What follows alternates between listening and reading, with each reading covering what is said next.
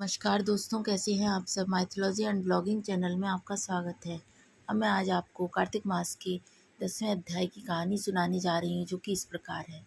राजा पृथु बोले कि हे ऋषि श्रेष्ठ नारद जी, आपको प्रणाम है।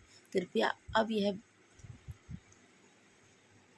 बताने की कृपा कीजिए कि जब भगवान शंकर ने अपने मस्तक के तेज को क्षीर सागर में डाला तो उस समय क्या हुआ। नारद जी बोले कि हे राजन, जब भगवान शंकर ने अपना यह तेज क्षीर सागर में डाल दिया तो उस समय वह शीघ्र ही बालक होकर सागर के संगम पर बैठकर सागर संसार को भय देने वाला रुदन करने लगा। उसके रुदन से संपूर्ण जगत व्याकुल हो उठा, लोकपाल भी व्याकुल हो गए, चराचर चलायमान हो गया। शंकर सुवन के रुदन से संपूर्ण ब्रह्मांड व्याकुल हो गया।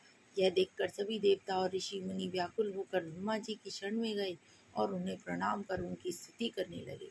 उन सभी ने ब्रह्मा जी से कहा कि हे पितामह, यह तीन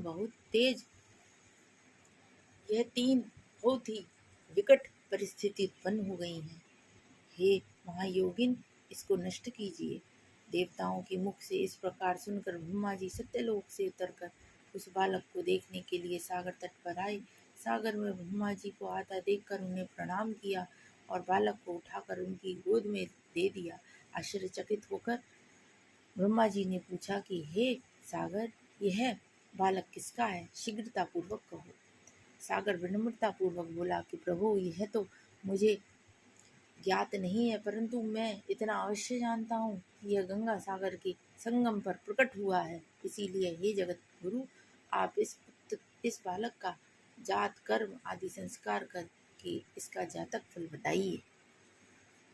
नारद जी राजा पृथु से बोले कि सागर ब्रह्मा जी के गले में डालकर बार बार उनका आकर्षण कर रहा था।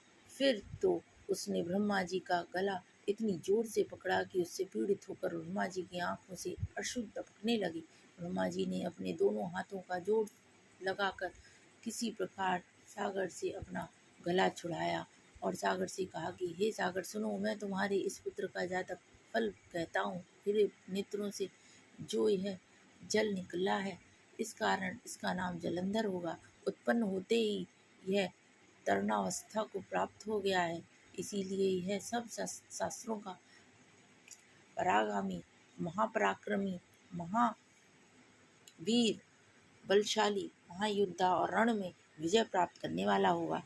यह बालक सभी दैत्यों का अधिपति होगा। यह किसी से भी पराजित न होने वाला तथा भगवान विष्णु को भी जीतने वाला होगा।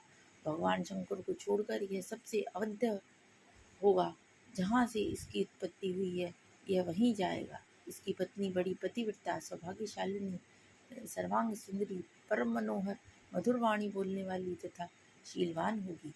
सागर से इस प्रकार कहकर ब्रह्मा जी ने शुक्राचार्य को बुलवाया और उनके हाथों से बालक का राज्याभिषेक करवाकर स्वयं अंतर ध्यान हो गए। बालक को देखकर सागर की प्रसन्नता की सीमा न रही। वह हर्षित मन से घर आ गया।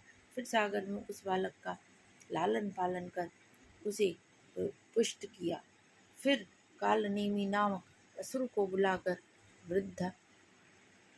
वृंदा नामक कन्या से विधि पूर्वक उसका विवाह कर दिया। उस विवाह में बहुत बड़ा उत्सव हुआ। श्री शुक्राचार्य के प्रभाव से पत्नी सहित जलंधर दैत्यों का राजा हो गया। बोलो प्रेम से श्री कृष्ण भगवान की जय। यदि आपको मेरी ये वीडियो अच्छी लगी हो तो प्लीज़ इसे लाइक करें, शेयर करें, सब्सक्राइब करें। जय श्री कृष्ण।